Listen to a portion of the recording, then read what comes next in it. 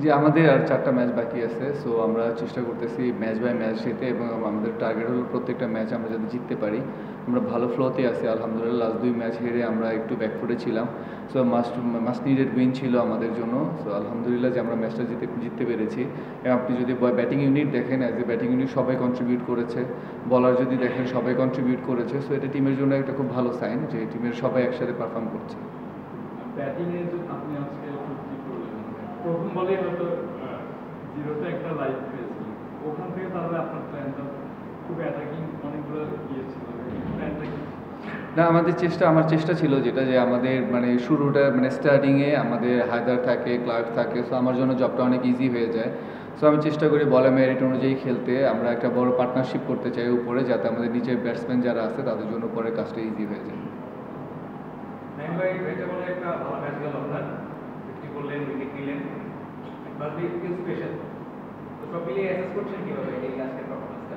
না, আলহামদুলিল্লাহ খুবই ভালো লাগছে, কারণ টিমের উইনিংয়ে যখন আপনি ব্যাটিংয়ে বলিংয়ে দুই দিকে কন্ট্রিবিউট করবেন, so I feel really very happy. নিচের দিকে কয়েকটা ছোট ইনিংস ছিল আপনার, আজকে এই সিজনের প্রথম 50টা বলে রাখেন, কেমন ব্যাটিংটা কেমন এনজয় করলেন? জি, আলহামদুলিল্লাহ আমি বলবো যে ফার্স্ট ম্যাচ ওপেন করেছিলাম। সো যেরকম এক্সপেকটেশন ছিল এভাবে খেলতে পারিনি। কয়েকটা ম্যাচ অফ ছিলাম, আবার একটা খেলেছি। সো আমি বলবো যে আমাদের টিম ওনার সামির ভাই উনি চেয়েছেন যে আমি যাতে খেলি। সো আমার মনে হয় ওনার চাওয়াতে আমাকে আজকে মানে আমি খেলেছি আজকে। সো আমি আল্লাহর কাছে শুকরিয়া জানাতে চাই, এবং সামির ভাইয়ের কাছে থ্যাঙ্কফুল যে উনি আমাকে অপরচুনিটি দিয়েছেন, এবং বিপিএলে ওনার টিম আমাকে পিক করেছেন। I am really thankful to Samir ভাই।